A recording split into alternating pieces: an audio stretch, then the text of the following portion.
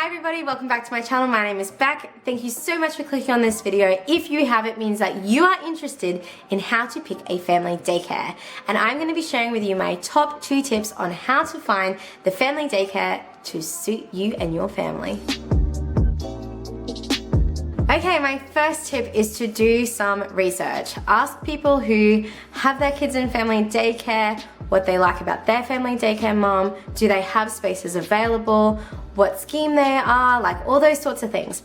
If in doubt, Google. That is how I found our first daycare mom. Was I literally typed into Google family daycare and then my local area, and it came up with this search engine drive that you could then type in your suburb, and then it had all these little pinpoints of family daycare moms in the local area, and when you clicked on it, it would tell you if there was availability for certain ages. So when it comes to family daycares and childcares in general, there is a ratio of adult to children, and so when it comes to the younger age groups, which is birth to 4 or 5, I think the age care is. Don't quote me on this one. I think it's 0 to 5. There is a 1 to 4 ratio because they are so tiny. And then for school age kids, which are from 5 onwards, there is a greater ratio. So family daycare moms can take in the number of kids according to the ratio that they're allowed. So when it comes to family daycare, that is the one big bonus of picking a family daycare provider, is there are only going to be 4 other kids during school time that your child is going with. And even better yet, when you have siblings, it means that your siblings actually get to grow up together, play together, and be in the same room. With childcares, each age group is separated in their rooms for developmental purposes and the ratio purposes, etc. And so if you have siblings going to daycare centers, they're not going to see each other throughout the day. So this is another reason why we did pick family daycare, was because it's smaller in ratio, our kids get to grow up together, and it just creates a family, hence family daycare. So look at a search engine, either Google, ask people that you know, to find a daycare scheme that you think you could go for. The scheme work is just how they do their education. So they would have a framework, guidelines in which they follow, and so each scheme is slightly different. Obviously they have to meet the mandatory regulations that any daycare, either family daycare or daycare center, have to meet. But yeah, each scheme is slightly different based on what they value as an importance in raising their kids in care. Step number 2 is make contact. I know it's a stupid, simple step, but it honestly is vital. Make contact and go and visit with the kids during the time in which your kids would be going.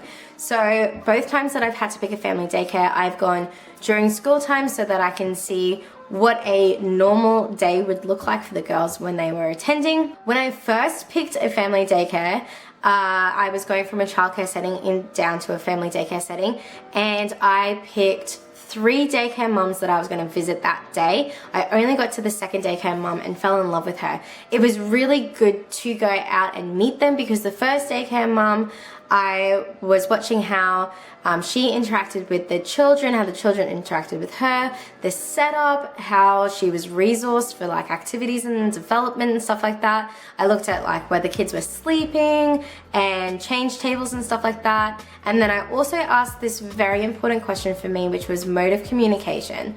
Obviously, being a teacher, I really want to know what my kids are doing during the day, how they're sleeping, how they're eating, any of those milestones. And she was very analog in her communications. It was a scrapbook, but there's nothing wrong with that. But I'm definitely more a digital girl, and so I wanted to make sure that I could get, you know, photos, or if there was an app for communication, something along those lines. So she wasn't a good fit for us. It doesn't mean that she wasn't a good daycare mom. It's just finding a fit for you. The second daycare mom that I went to, I loved her little house. I loved all the resources that she had. She had an incredible library, storage bank, whatever you want to call it, of different developmental games, activities. She had a great outdoor setting. She had chickens, which was great because Amira, because it was just Amira at the time, would get to have a look at live animals. She had a cat, which we loved because we're cat people. So, and then just her interaction with Amira was beautiful. And so we were sold, and that's who Amira went with. Second time round, the reason why we changed was because after having Zoe, our daycare mum moved further away from us, and to do the round trip of dropping the kids out, circling back to getting back to work, it was just taking too much time up during our day, which was so sad because we really loved our first daycare mum. Our second daycare mum, I went back on the same search engine site, and I found someone who was closer to the highway so that Mick and I could both go to work relatively close in time. Once again, made contact, went to her house, fell in love again. I know I'm falling in love lots of times, but it's really important that you do connect well. I asked questions about where do the kids sleep, what's her philosophy about eating, because Amira was going through a really fussy stage at the time. How does she communicate, all those sorts of things.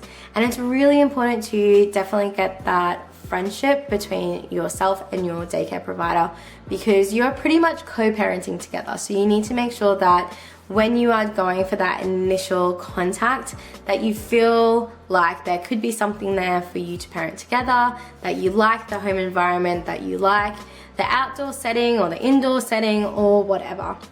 Obviously, no one's going to parent the way that you parent, but it's good to feel peace when you are going out on these little contact visits and making sure that you trust them with your child, because that's what they're doing at the end of the day, is looking after them. So if you've liked this video, please give it a big thumbs up. Don't forget to hit subscribe if you haven't done so already. And if you want to get notified when I upload next, press that bell. I upload these sorts of parent tip, tricks, and hack videos every Friday night, because this parenting gig doesn't come with a rule book. We only have each other. And I'll see you in the next video.